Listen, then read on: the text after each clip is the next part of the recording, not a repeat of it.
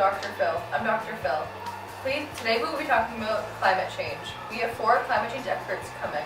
Please welcome Clyde, Matt Change from Suncor, Paul Larver has come from WWF, L'Oreal works for Environmental Canada, and Shakira is a world famous climate change activist. Please give them a warm welcome. Climate change is fake!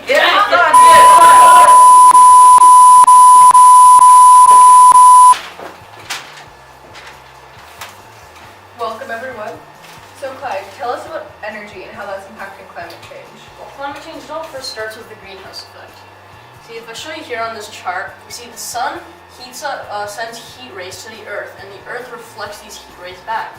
But these heat rays are trapped by some gases like CO2, methane, nitrous oxide, and the ozone, and traps it and reflects it back and keeps the heat in the Earth's atmosphere, keeping the Earth warm, and only some of the heat escapes.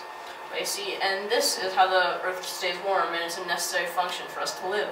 But when we burn fossil fuels and things like that, more CO2 is pumped into the air, and that's keeping our Earth even more warm, and more heat is being trapped. And currently, the world's largest emitter of CO2 and things is the US, and they're only using 9.9% renewable energy out of their total energy used. And Canada is using 18.9% of their total energy used as being renewable. And this is not very good because we need to really start changing this to help stop climate change. Sweden, on the other hand, is the current world leader in using renewable energy and are using 52% of their total energy use as renewable energy. And 83% of their electricity is renewable. Mr. Larver, how is climate change impacting our food chains and animals? Well, the declining amount of animals is 83% since 1970. And in order to stop these declining in wildlife, we can act now in our communities and our government. And to give you some facts, mammal population has been declining since 1970 in 43%. That's terrible. Reptiles and amphibians have been dropped 34% since 1970, and fish have been dropped 20%. That sure is sad. Yeah.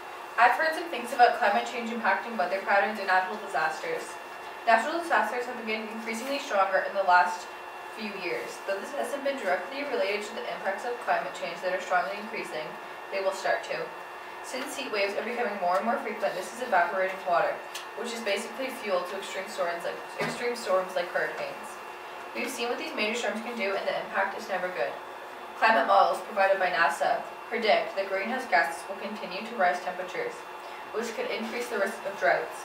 Though there's a bit of a reach, it is still possible. Also, the melting glaciers will increase sea levels, which can become more deadly when storms come ashore. Well, I heard that was snow in the hottest place in the desert. Could you explain that? Well, climate change it's the climate changing in different places. The world is like tips upside down right now, and it's snowing in random places and it's hot in other ones. Like, there's a lot of things going on, and it's not just getting hotter. L'Oreal, what effects does climate change have on vegetation? Well, climate change has many effects on vegetation. One is that it forces trees to migrate. When trees migrate, it means they're moving to a place where the climate's more kind to them. This may not seem so bad, but it is really bad because trees sometimes lag behind and they can be destroyed in the process. Also, the warming up of temperature is forcing bugs from warmer climates to come to places like Canada where we've never seen before. For example, the pine beetle. The pine beetle is terrorizing white bark pine right now, as it's never had bug outbreaks ever. And it's seriously endangered, destroying millions of hectares every year. Hello, I am Shakira, and I am from the Solomon Islands, specifically the New Tambu Island. And it is going underwater due to the rising sea level. Let me explain why. The 2 biggest causes are thermal expansion and the glaciers melting. What is thermal expansion?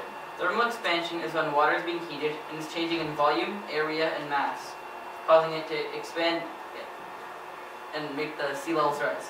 I would also like to say something about the impact on human. So the impact is difficult to quantify exactly, but there is being so many different factors at play.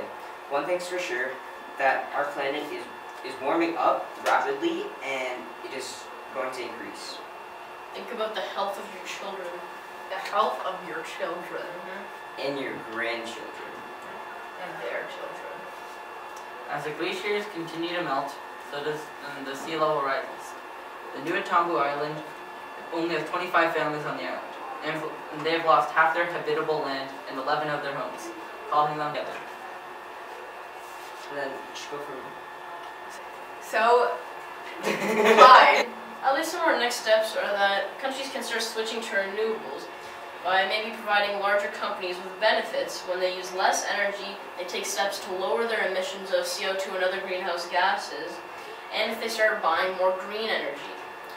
And then the governments can also inflict regulations in which electricity retailers must purchase green energy and sell that green energy to more of the consumers, so then more renewable energy is in the market. And that way we can help introducing renewable energy to countries that don't already have good programs for it, and make renewable energy a sustainable source and a good energy source for the future. Thank you all for coming on the Dr. Phil Show. See you next time.